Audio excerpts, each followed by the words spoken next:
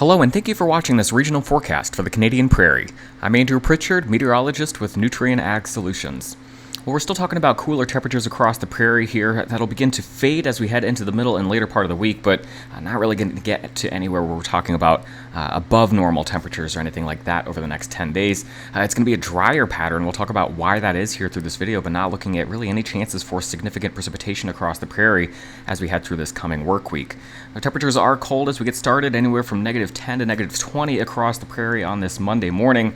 A look at the satellite picture here showing clear skies across much of the prairie. And if I can get over here and pause the video at the end of the loop, you can actually see some of the snowpack showing up here as the snow starts to come up. Again, clear skies showing a very snow-covered Canadian prairie right now. Not much in the way of additional snowfall right now. We've got a quiet start to the week, and that'll continue for the next couple of days as we look at the high-resolution Canadian model here. The chance for maybe some light snow flurries in some select areas here across the prairie. If I were to kind of point out where some of those light flurries may be on during the day today into the afternoon and evening, perhaps over in Winnipeg, central and southern portions of Manitoba may be seeing a light snow flurry as we head through the late part of our Monday. And then on Tuesday, as a little front sinks into the region, perhaps maybe some snowflakes falling from the sky here across parts of central and southern Alberta, and kind of along Highway 16 into southern portions of Saskatchewan and Manitoba. But really, again, not talking about accumulating snow with this, maybe a couple tenths of a centimeter here, just a trace falling from some of these flurries over the next 48 hours. And as we look all the way through the end of the work week, taking the forecast into Saturday evening from the European model, again, not really seeing anything other than maybe some snow along the front range here in parts of southwestern Alberta, and then the opportunity for maybe some light snow across parts of southern Saskatchewan as a storm system sneaks off to the south, bringing much heavier snow to portions of the northern plains and the upper Midwest of the U.S. Now here's the upper level pattern, again looking at our height anomalies at 500 millibars, continuing to be dominated by this ridge over Alaska, and again that taking the flow up and over the top of that ridge into the prairie.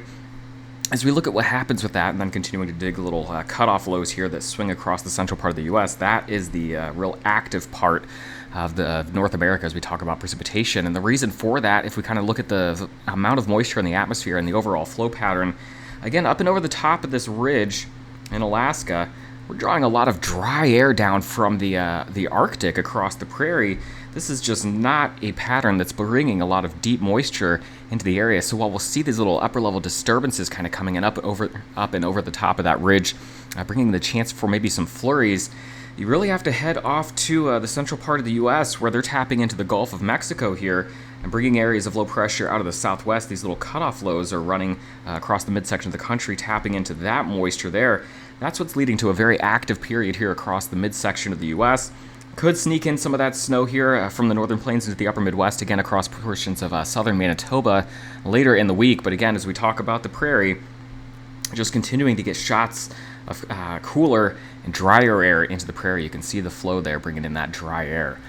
So then when we look at the next 10 days, precipitation anomaly, again, that makes sense across the central portion of the country where they're dealing with those cutoff lows. The central portion of the U.S., when I say the country there, I apologize for getting too casual.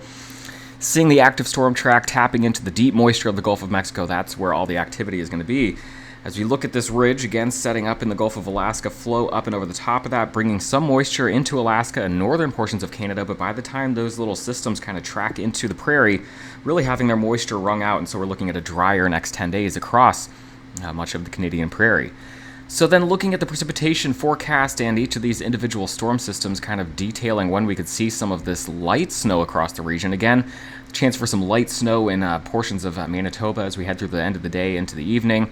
Chance for some light snow in portions of southern Alberta into southern Saskatchewan during the day on Tuesday. When I say light snow, we're talking flurries, maybe a trace or a light coating at the very most. As we get into the later part of the week, high pressure settling in over the prairie. Clockwise flow around those areas of high pressure, that could bring in just enough rising motion here across the high front range to get some snow going on across southwestern portions of Alberta. And that is really where, if there's going to be any accumulating snow, it is going to be across the front range of southwestern Alberta, again, where we get that upslope flow. The area of high pressure sinks into the region. That is on Thursday and Friday. But otherwise, high pressure, cool, dry air in place across the prairie. Really not talking about much in the way of organized precipitation over the next 6 to 7 days. So as we look at the total snow accumulation forecast through the work week, taking it into the weekend, I really side with what the European model is showing here. Very light snow, maybe accumulating snow in the front range here in southwestern Alberta. Low end chance for maybe a couple centimeters here on Thursday and Friday as the storm system passes off to the south across southern portions of Manitoba. But as we look at the Canadian model here, some of these higher totals being forecast across southern and southeastern Manitoba, just not quite buying into that at this point, but we'll have chances to update that here as we get into the middle and later part of the week, because as of now, we're talking about light snow flurries at the most, if not a completely dry next 4 or 5 days across the prairie. Now, we'll deal with some cooler temperatures across the region, shots of cooler and drier air, but the good news is at this point, we got some warmer air to the north across Canada and portions of northern Canada, so no bitterly cold air to really be tracked down and locked in across the prairie. So it's a colder and drier pattern, but not looking at any extreme long duration cold at this point. So we look at the 5-day or the 10-day temperature forecast here for Calgary. We're seeing those cooler temperatures as we head into the middle part of the week. Warming back up as we head into the March 21st and 22nd time frame, getting those temperatures back above freezing. Edmonton seeing the same thing, temperatures dipping as we head into the middle part of the week, getting those shots of cooler and drier air into the region.